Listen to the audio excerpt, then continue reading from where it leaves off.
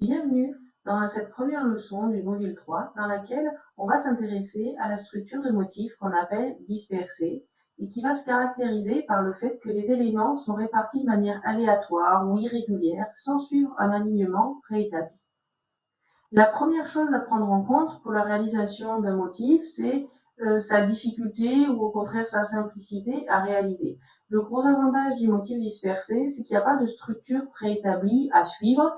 On le fait entre guillemets un peu au feeling. À partir du moment où le résultat et l'organisation, là par exemple des fleurs, vous plaît, vous la trouvez esthétique, elle convient à ce que vous voulez faire, eh bien c'est bon. Un avantage de cette technique, c'est également l'impression de légèreté, de spontanéité qu'elle va véhiculer. C'est une composition qui n'est pas du tout rigide, bien au contraire, elle est dynamique et elle va avoir un mouvement assez naturel pour lequel les végétaux vont particulièrement être bien adaptés. Bien sûr, c'est pas une obligation, on peut faire des motifs dispersés avec tous les types de blocs qu'on veut, mais c'est vrai que, par exemple, ici, cette fleur-là, on a l'impression de voir un champ de fleurs vu du dessus, et le motif dispersé est particulièrement bien adapté.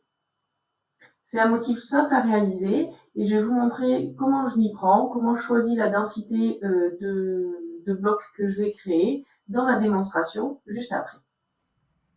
Alors, on va créer notre premier motif.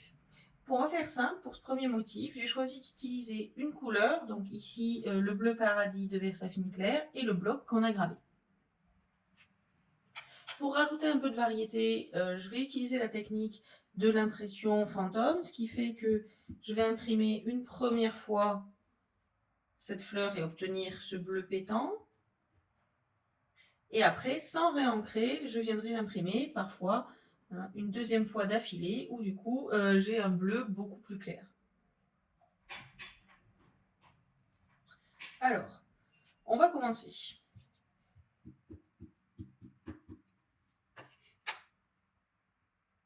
Les premières impressions, je me pose vraiment pas de questions. Je les pose un peu, je les répartis dans la feuille, un peu comme je le sens, entre guillemets.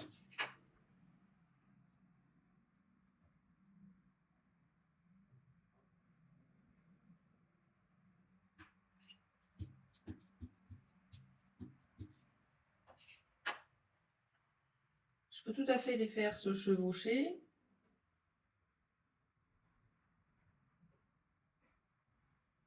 Alors là, par exemple, j'ai pas assez appuyé.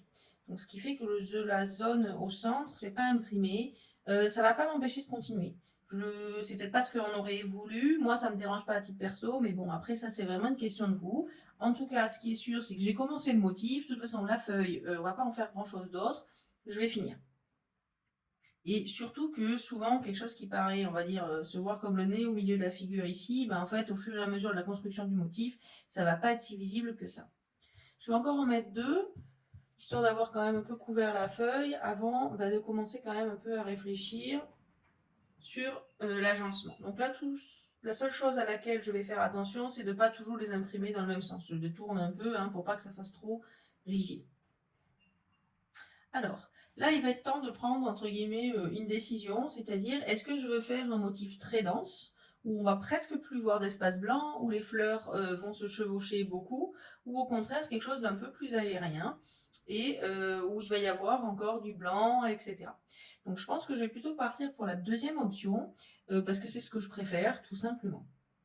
Et donc là, je me pose 2 minutes, ou même pas, quelques instants du moins, pour regarder un peu comment ça s'organise. Ce que je note quand même, c'est que dans la partie supérieure, ici, j'ai quand même au final 3 fleurs bleues foncées, et que du coup, ça a un poids visuel assez important. Donc il va falloir peut-être que je rajoute du clair là-haut et du foncé en bas. Ensuite, ici, j'ai un trou un peu, donc bon, il va peut-être falloir le combler, parce que ça fait quand même un peu vide. Autre chose qui est important à voir, si vous voulez vraiment créer un motif qui donne l'impression d'être infini et de s'étendre, il va falloir bien penser à pas laisser une bordure en fait ici le long des bords de votre feuille et faire dépasser comme ici et ici, d'où l'intérêt de votre feuille de brouillon pour pas mettre de l'encre sur votre table. Alors, on a dit l'impression bleue entre guillemets foncée, je vais la faire vers le bas. et je la fais chevaucher.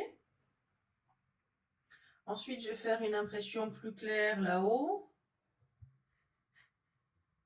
J'ai pas encore résolu mon problème entre guillemets de trou au centre et là va falloir choisir. Je vais en mettre un ici, je sais pas encore est-ce que je vais mettre un foncé ou un clair, mais je pense que je vais faire un clair. Alors si vous voulez imprimer une feuille claire directement, tout simplement en fait la première impression je la fais sur la feuille de brouillon, je me débarrasse de l'encre et ensuite je me mets là.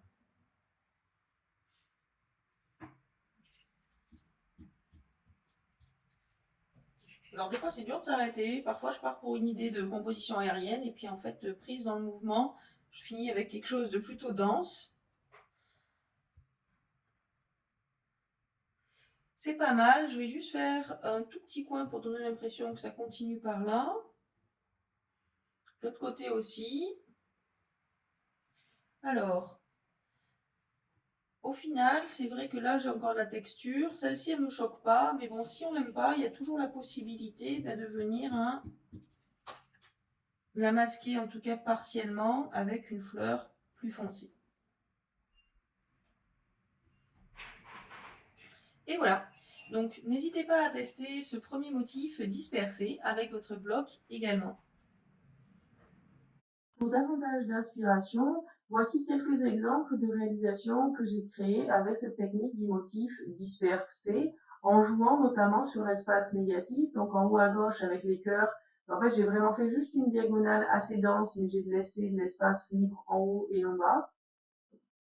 La composition avec les oiseaux sur une page ancienne, elle est très aérienne pour évoquer justement un des oiseaux qui vole, etc. Il y a énormément d'espace blanc. À l'inverse, avec la feuille tropicale là, de Monstera en bas à gauche, j'ai joué beaucoup avec la densité des blocs et ça fait un effet un peu jungle assez dense. Il n'y a pas d'application toute faite et de règles gravées dans le marbre qui disent il va falloir utiliser tel type de motif pour tel projet, encore heureux. Mais néanmoins, je trouve que c'est intéressant de lister certains exemples d'utilisation qui sont particulièrement bien adaptés aux motifs dispersés. Alors tout ce qui est lié en fait à une fête, un événement festif, à thème, etc.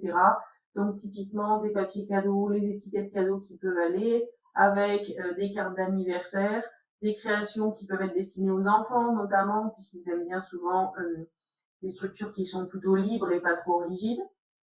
Et je trouve que pour personnaliser de la papeterie, typiquement une couverture de cahier ou de carnet, c'est parfait aussi.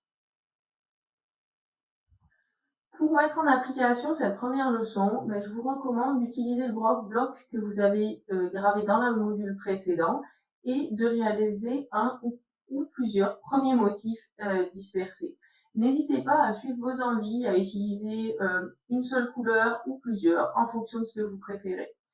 C'est juste un ordre d'idée, mais de manière générale, avec un bloc qui fait environ 5 cm de côté, à peu près 5 cm en taille, je vais souvent utiliser un format A5, c'est assez grand pour faire un motif conséquent, une carte de vœux, etc.